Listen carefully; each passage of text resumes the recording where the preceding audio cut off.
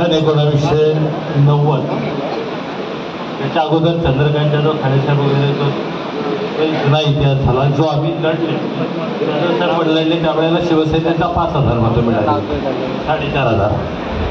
पण सन 1990 शिवसेना लढली, काहीच नव्हतं, ताकद नव्हती. शिवसैनिक फाटका बसायला म्हणजे गाडी पण नाही, म्हणजे फिरला, पायी फिरला आणि केवळ 118 मतांना पराजित झालेले केवारी साहेब आज व्यासपीठाच्या समोर, केवळ 118. आणि तो सुद्धा विजय असावा, हरवून केवारीना पाडला असतं तर ते नाही चाललं असतं, फसवून पाडलं, चोरली मतं. तिथं व्यासपीठावर मोजताना बंडल चोरले आणि केवारी साहेब पडले. ते केवारी साहेब इथे 1990. त्याच्यानंतरची दुसरी निवडणूक आली. साहेब चित्र असं आहे, 118 मतांना ताई आम्ही पडलो. त्यावेळेला 92ला पुन्हा जिल्हा परिषदा आल्या. त्यावेळेला एकही सीट आमची आली नव्हती जिल्हा परिषद आणि पंचायत समितीला. म्हणजे इतकं राजकारण बदलतं या तालुक्यामध्ये. त्याच्यानंतर 1995 साल आला. म्हणजे चंद्रकांत जाधव पासून अनेक इच्छुक होते. नंतर काही काँग्रेसच्या मंडळींना प्रयत्न केले, ते सुद्धा मदतीला धावले आणि कोणीच नाही, फक्त ठाकूर समाजाचा उमेदवार पाहिजे अशानं दौलत दरोडा अगदी कोणालाच एकाही शिवसैनिकाला ओळखीचा नव्हते. त्याच्याकडे शिवसैनिक म्हणून तो नव्हता.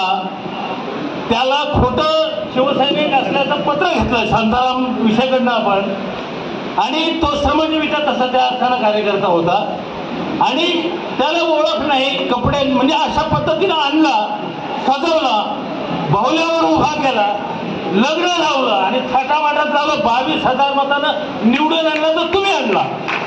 हे दौलत दरोड्याकडे 22 मतं नव्हती. 22 मतं नसलेला 22,000 आणला.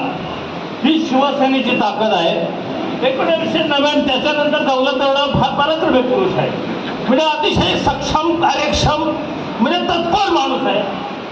साहेब अशी परिस्थिती झाली का याला तिकीट देऊ नका, पडेल हा. सगळ्या पोलिसांचा रिपोर्ट, म्हणजे इंटेलिजन्स ब्युरोचा रिपोर्ट, पक्षाचा रिपोर्ट. दिगर साहेब बोलले हराम याला मी मतदार यादी देणार नाही याला फुकट. कारण साहेब आपल्याला हाकलून लावला आणि सालाला 5 वर्ष आमदार किती नाही तरी मतदार यादी पण मीच देऊ का? तिकीट देतो याच्याकडे पैसे असतील म्हणून तिकीट दिलं. ज्या वेळेला जाहीर झालं तिकीट साहेब दुसऱ्या दिवशी म्हणाला पैसेच नाही माझ्याकडे. साहेब तुम्ही जगे साहेब तुम्ही जगे सर तुम्ही साक्षीदार, पैसेच नाही. भीक मागून आम्ही सकाळी मी पैसे मागायला जायचो, संध्याकाळी ते वाचायचो. म्हणजे 25,000 द्यायचा, कोणी 10,000. एक अधिकारी तहसीलदार म्हणाला नापाच्या त्यावेळेला तर तुम्हाला पैसे नाही देणार, तर पडणार आहे.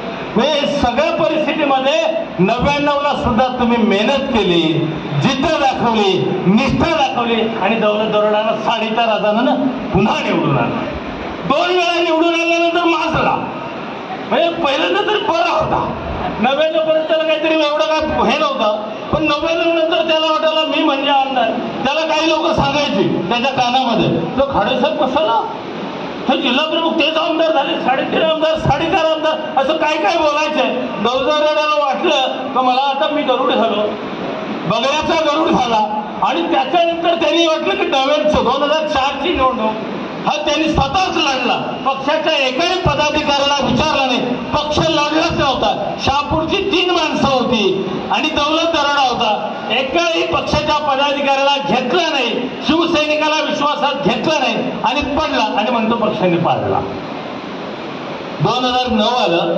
साहेब आपण निष्ठेनं काम केलं. आपण उद्धवजींना शब्द दिला की उद्धवजी आम्ही तुम्हाला शिवसेनेचा शहापूरचा आमदार देतो आणि तो तुमच्या जीवावर देतो अशी आम्ही तुमच्या वतीनं ग्वाही दिली उद्धवजीला.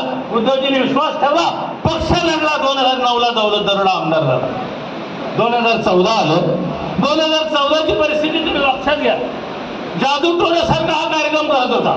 लोक बोलायचे कुठे दौलत दरोडा साहेब, पंपावर बसला मी बाहेर, फोनच पुसरत नव्हता कोणाचा. अरे काय परिस्थिती आहे. तुम्ही कधी लोकांची भेटलाच नाही. त्याला वाटलं मी काय तो जादू म्हणतो काहीतरी भगत वगैरे तो करतोच आहे.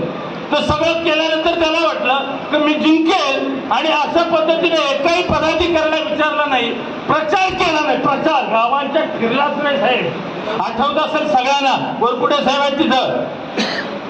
प्रचार केला नाही, गावांच्या फिरला नाही राजकारण्याचं जी काय थोडीफार तरतूद करायची ती दिली नाही आणि पक्ष मॅनेज व्हायला तयार होते.